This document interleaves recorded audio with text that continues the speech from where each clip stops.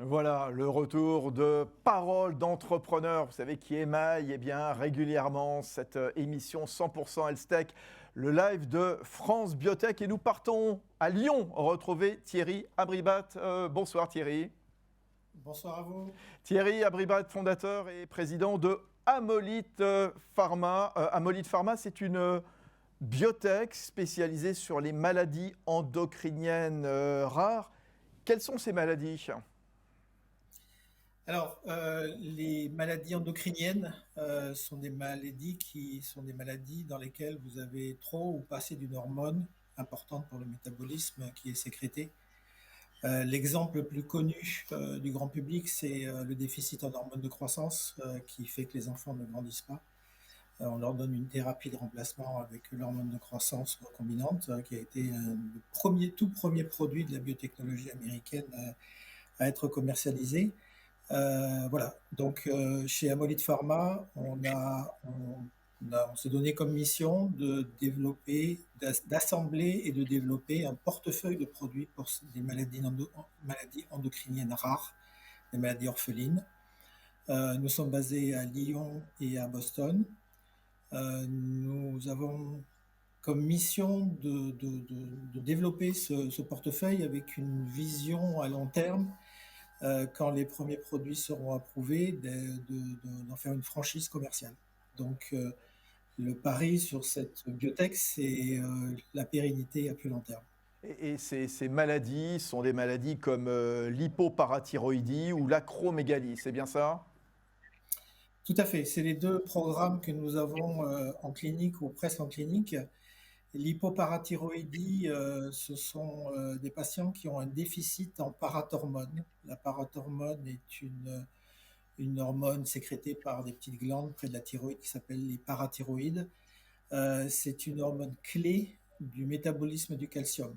Donc ces patients ont du mal à avoir une calcémie normale. Ils ont au contraire une hypercalciurie, c'est-à-dire qu'ils éliminent trop de calcium dans leurs urines, ce qui crée des maladies rénales chroniques. Ils ont des troubles du métabolisme osseux et ils ont des symptômes qui sont très souvent invalidants. Donc c'est une maladie sévère. Alors, à Amolyt Pharma, votre actualité, c'est cette levée de fonds d'ampleur pour une biotech française, levée privée également. Et ce qui est rare, c'est que les investisseurs sont européens et américains, majoritairement européens. Racontez-nous justement, vous devez avoir évidemment le sourire, nécessairement. Oui, on a le sourire, on a eu le temps d'avoir le sourire quelques jours et après on s'est remis au travail. D'abord, c'est le contexte qui est important de comprendre. Justement, ce programme dans l'hypoparathyroïdie, nous avons eu des résultats positifs de phase 2 que nous avons annoncé cet automne, avec des effets du traitement qui s'appelle eneboparatide, ou eneboparatide en français, qui est le produit que nous développons, des résultats très importants après un traitement de 3 mois. Et donc, on est dans la situation assez classique d'une biotech qui a des résultats positifs de phase 2 et qui, logiquement, va passer en phase 3, qui est la dernière étude. Classiquement, pour une maladie rare, une seule étude de phase 3 suffit. Ça a été confirmé par les autorités réglementaires pour accéder au marché. Donc on est à la toute dernière phase avant de pouvoir lancer commercialement le produit qui pourra arriver dans 3 ans d'ici.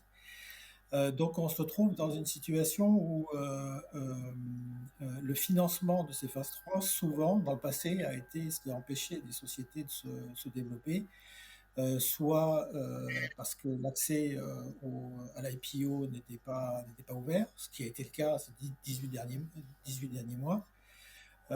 Et il y a vraiment un changement que j'ai noté. La toute première biotech que j'ai créée, c'était en 2007, c'était vraiment pas comme ça.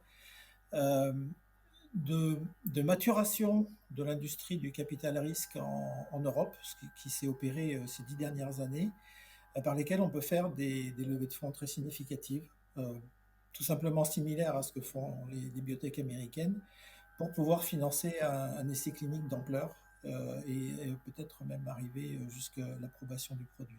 C'est quand même assez récent Ouais. au niveau européen et c'est à saluer.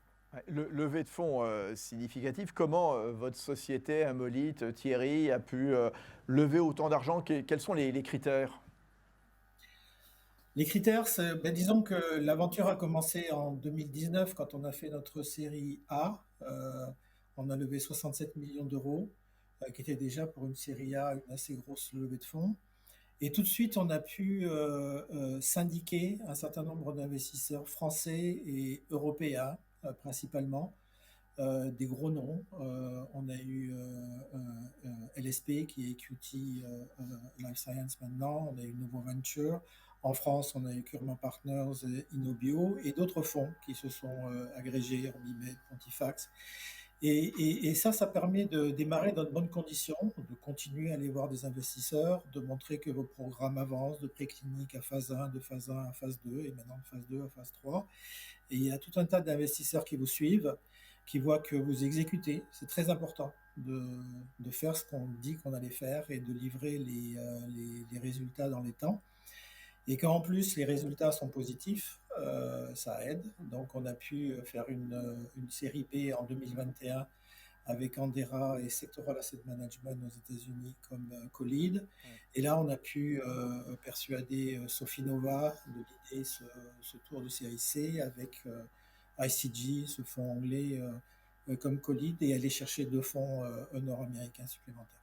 Et ben voilà, tout ça est très très positif. Merci beaucoup Thierry Abribat, donc président fondateur de Amolite Pharma.